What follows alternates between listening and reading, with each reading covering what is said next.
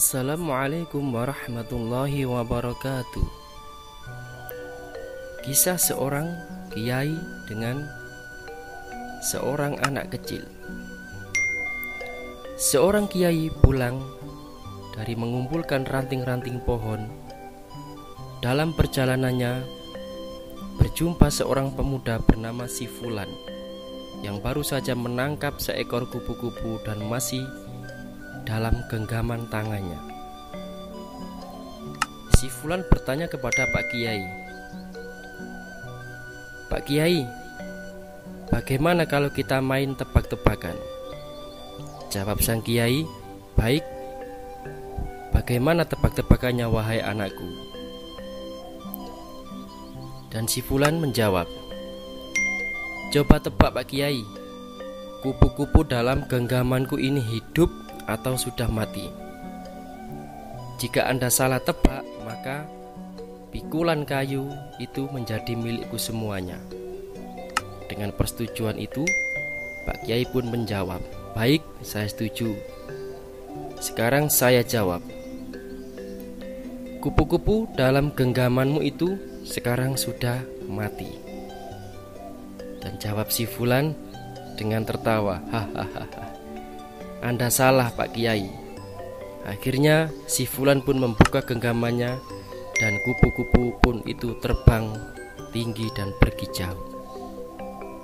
Pak Kiai tersenyum, "Baiklah, saya kalah. Kayu ini sekarang menjadi milikmu semuanya."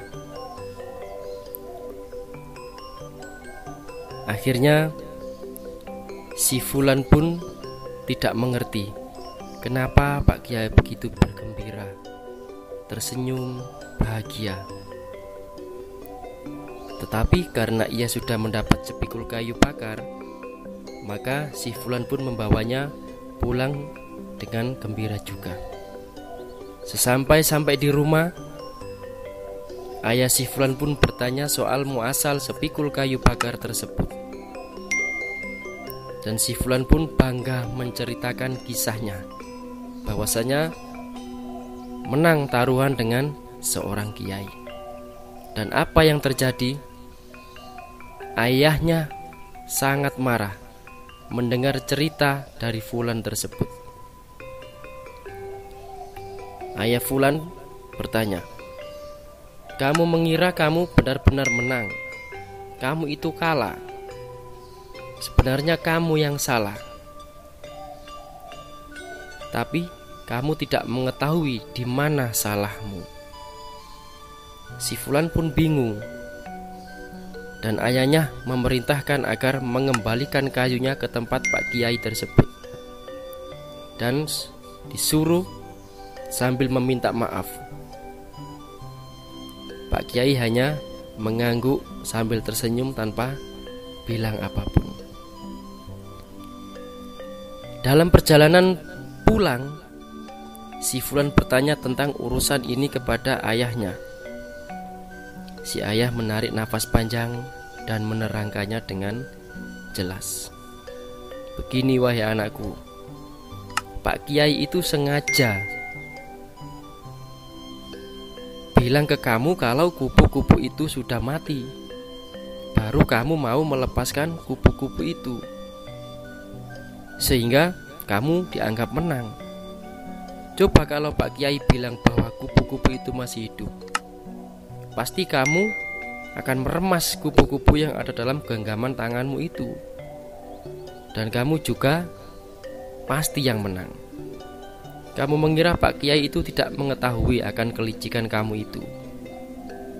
Beliau merelakan sepikul kayu bakar tapi memenangkan cinta dan kasih sayang.